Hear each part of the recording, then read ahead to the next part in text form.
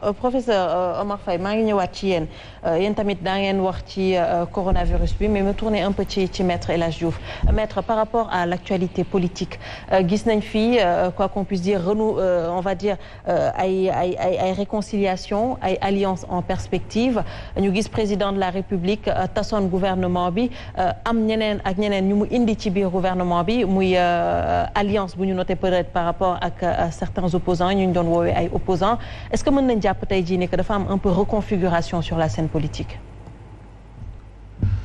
non man gisee wu ma ko noonu. naka nga ko gisee maître. L'histoire se répète xam nga. Macky Sall doomu Ablaye Wade la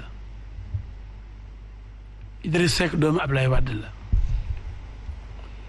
ñu bokk fi ñu nampee ñoom ñaar Ablaye Wade chef de l'opposition boobu chef de l'opposition amoon na quand même. ndax 26 ans d'opposition dem si àll si ay Mbaye Niang PLP dem.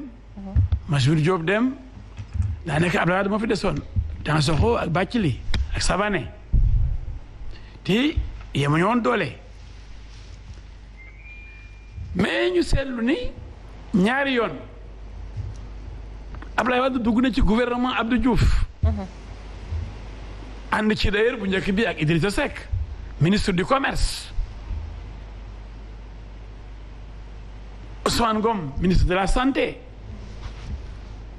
Jean-Paul Diaz ministre chargé de l'intégration africaine. ak Aminata Tall chargé des langues nationales. de l'alphabétisation bu dee juumuma donc ñooñu la Wade xëccoon def leen ay ministre ak Abdou Diouf gouvernement de majorité présidentielle élargie mooy bi ñu defee code électoral boobu defe naa ba 92 après 96 am na beneen gouvernement d'union nationale.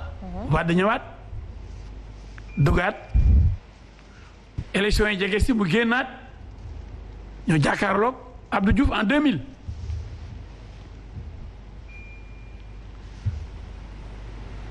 donc mën na may dégg ay waxi cuune. comme yéen maître waxi cuune. xanaa ñuy wër plateau yi rek ak ñu naan ay agrégé lañ ci xam-xam. di wax ay waxi dof toujours ñoom rek.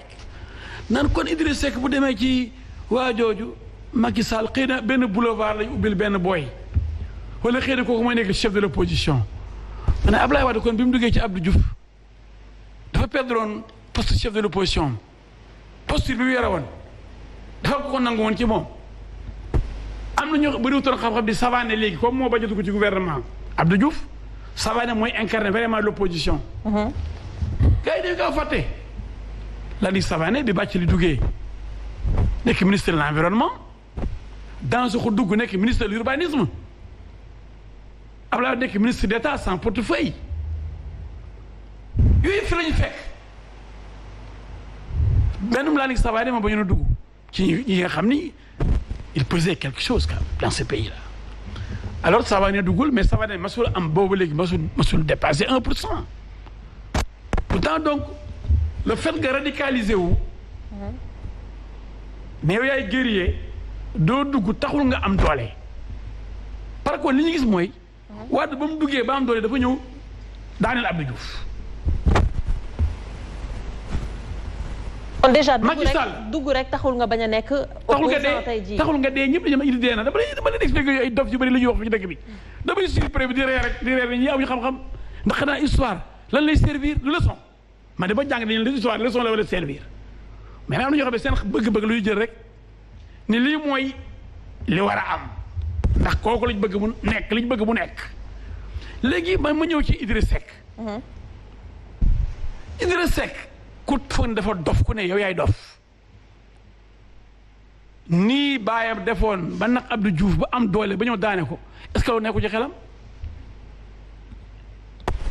Idriss Seck opposition bi mu bokkaloon di liggéey ni opposition lañ mais bëgguñu ko dañ ko bañ ndax mooy chef de l'opposition bi taw ku jóg ne intéressé wuñu waruñu koo joxe waru koo nekk yow kii nga àndal di xeex yow bëgg yéene ko dara te moo la raw ëpp la doole mu xam ne ñii du ñaay àndandoo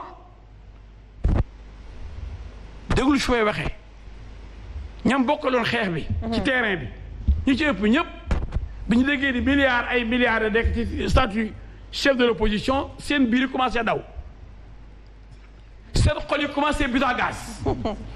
mais maître kañaan dugg leen déglu ma rek damay defay analyse. ñi mu nekkaloon ñu àndandoo di wax ci opposition ku ci wax rek d'accord ci mu nekk chef de l'opposition est-ce que kon moom toog foofu ak ñoom est-ce que toogul ak ay noonam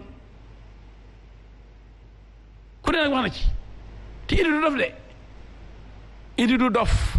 mais bu fekkee moom dafa am lu mu bëgg tey jii ba dugg ci gouvernement bi lan moo war a nekk tey jii posture au président de la République alors dans ce sens. ci laa jëm si nag bu yàkkamti xam nga ñoom ñaar dañoo bokk ay ween yu nàmpee ñoom ñoo nàmp ween. c'est la famille libérale. xam nga ñi nga xam ne mosuñoo politique tëb ni dañu dugg ci terrain politique. am nañ problème masoo politique sa bureau climatisé nga nekk ñu dàq la rek sa place nga bëgg nekk politicien. mais dafa mel dafa am ñooy waxal. non tudduma kenn damay wax rek. dafa am ñoo xam ne Sénégal yi ni jay ba ñu foog ne ginaar yu bëgg a sax ay béjjén fekk fa ay ponkal Macky Sall koo xam da ngaa dof fii la fekk ñu ne wax ñooy chef de l'opposition ñaar la ñu waxoon Moustapha Niasse Tanor Dieng. ñu les patrons des assises nationales. ñu dem élection 2009 ñu gagné presque mairie yëpp Sénégal PS ak AFP séddoo ko Kaolack Madiayna Diouf AFP Dakar PS Khalifa Sall Cheikh Bamba Dièye Saint-Louis daane Ousmane Masseck Ndiaye yàlla ko yàlla yërëm. Diourbel Jacques Bodé ñëwaat na nga ko waat ci Aminata Tall PDS puis Pape Diop daanu déjà booba seen benn cycle Sénégal boobu dafa def razzia ci élection locale yi parce que ñoom ñoo doon incarne de l'opposition. Macky Sall xëy na 2 mairies xaw ma benn mairie la amoon defe naa mairie de Fatick rek la amoon. wala beneen mairie en tout cas bëri la toon ba muy suga ñëw di bokk bennoo amul benn député ndax député yi xawoon nañ ko jege sax dàq nañ leen mais Moustapha Cissé Lo ak Mbaye Ndiaye. mais Macky Sall boobu moo doon chef de l'opposition ñu dañ ko bindoon boulevard bu nekk président bon est-ce que Macky Sall moo doon jiite xeex bi ci terrain bi. moo doon xataraayu comme booy waxees boobu lu ñëw mu jiite ko di xeex di jaay doon jàmbaarisme ñoo nekkoon est-ce que Macky Sall doon def loolu mais histoire du nekk si leçon wala histoire léegi professeur d'histoire yi ñoom lu ñuy fi jëriñ ñu supprimer seen matière mais c'est que léegi dina sax man dama jommi parce que man yàgg xëy na sama dund yàggul lool de mais ko làq juróom mel fukki at am na yu bëri yoo fekkee gis naa ñu gënoon fii radicalisé comme ay Massoud Diop ay Babacar Sané ay Mamadou Dia sax bi mu ñibbisee parce que bi mu ñibbisee reprendre na politique bi dem élection 1983 Mamadou Dia dem na. man 1983 Mamadou Dia laa wateel. ñun waa LD ak Babacar Sané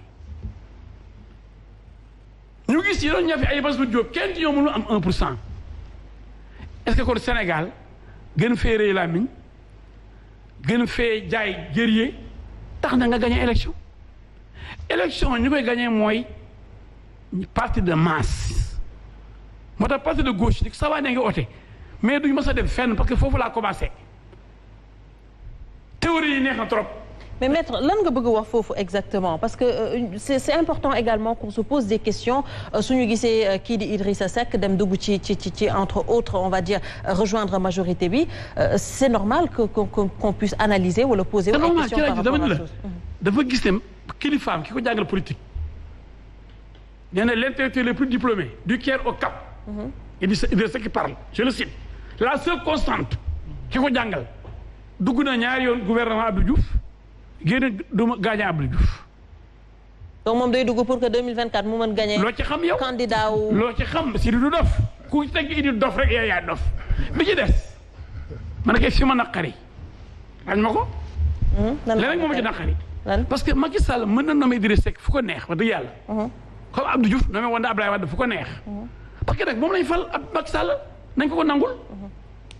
xam nga nag nit ñi ñoo waane ti sopp président moo am pouvoir nommé ku ko neex kooku bu nangoo lu ci sa yoon yow. ah mais dañoo gis ne que kooku ci boppam moo doon wax ne que du nangooti poste buñ koy fal par décret. waaw mais yow dégg nga Abdoulaye Wade bi nga xam ne moo ko jàng politique waxtoon waxee kon loo mënul lu bàyyam doon def waxee nga ne moom du ko def te moo am même formation bi. mais bu ko defee wax nañ ko mën a ñaawlu. mais bu la neexee mais moom xëy na moom namp na ci loolu parce que nee nañ dañuy signaler à gauche tourner à droite en politique am na ko commencé wax de en politique. ko kilifa la ci politiciens yu mag yi la mu ne ma El Hadj yow doo mën politique de ndax yow li nga xalaat ngay wax politique da ngay signaler à gauche tourner à droite mu ne ma Senghor bi ñu formé loolu la ñu jàngaloon ma ne ko man de kon du ma nekk politicien. loolu ma gëm rek laay wax. mais loolu tax nag ñu ñaawlu ko. parce que est-ce que waruñu départager wu ci façon boobu de faire de la politique. tey wax lii gëm lii suba nga dem ne lee la wala leneen la. non xam nga man loolu aayul. xam nga lan moo aay li Macky Sall def bu ko neexee mu def ko man leen nag moo metti mooy mënoon na nommer Idriss Seck premier ministre mën na def réforme constitutionnelle parce que pour man wax naa ko. ñàkk premier ministre musiba la ci réew surtout réew mu mel ni Sénégal nga xam lépp dañ ko war a liggéey mu dab ko coordonné comme activité gouvernementale yow président boo ko naree def fast track du am da ngay tardé liggéey bi. donc da nga bëggoon mu indiwaat poste premier ministre nommé fa kii di Idrissa Seck. bu ko neexee mais li ma mënul gëm li ma mënul comprendre dama ànd ak président ñu def campagne électorale. defoon nañ ko 2012. defaat ko 2019 am na sax ay ñu foo ne man dama nekk transhumant am na ay dof yu ko doon wax fàtte nañ ne ñoo ma kon M23 premier tour ma dirige campagne Moustapha Niass deuxième tour ñu ñëpp ñu créé Benno Bokk Yaakaar Radisson 2019 rebelote ñu ne xëy na man opposant ndax j'étais très critique vis-à-vis de Macky Sall ndax man bu ma bokkee ci lëf dama ci wax li ma xalaat même bu neexul chef bi dof yi naan kii gëmul dara moom dem na ci Macky Sall mais dama faa jóge woon mais man li ma métti. pendant la campagne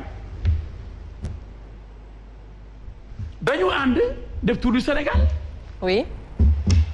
ma gis directrice de campagne directrice du cabinet de campagne. c'était Mimi Touré. ndaw si dama ko doon yërëm xam nga président bu yegsee otoom day dugg ba sës ci tribune bi ñun su oto day gaare ci stade bi ci côté bii. nga gis Mimi ni muy dawee. ci jigéen bay yéeg tribune bi ñu di ko xaalal man may daw ñu dama xaalal ba ñu yéeg toog président mooy toog Mimi après man loolu moo doon protocole bi. après y avait les Souleymane Jules Diop ak après loolu moo doon délégation officielle bi pendant la campagne de 2019. du chef de l'État. waaw li ma mën a comprendre mooy chaque fois que Idriss Seck waxoon wala Abdou Mbaye wala keneen di critiquer le président. Mimi Touré comme nekkoon premier ministre. moom moo naan bàyyi la maay tontu. moom moo nekkoon tontukatu président ci domaine yooyu yëpp. tout fu Idrissa Seck waxee moo koy tontu li ma gis mu ñaaw mooy nan la Macky Sall mën a jëlee place su Mimi Touré moomu ànd ak man ànd ak Souleymane Jules Diop ànd ak Mame Boye Diao c'est la délégation officielle yi accompagne le président de la République candidat de Benno Bokk Yaakaar. Mimi Touré moom nekkoon directrice de cabinet de campagne électorale de Macky Sall. oui. ñu jóge fa ñu nommé ko conseil économique social et environnemental 1 an ñu jële ko fa teg fi ki nga xam ni moom la doon tontul pour président.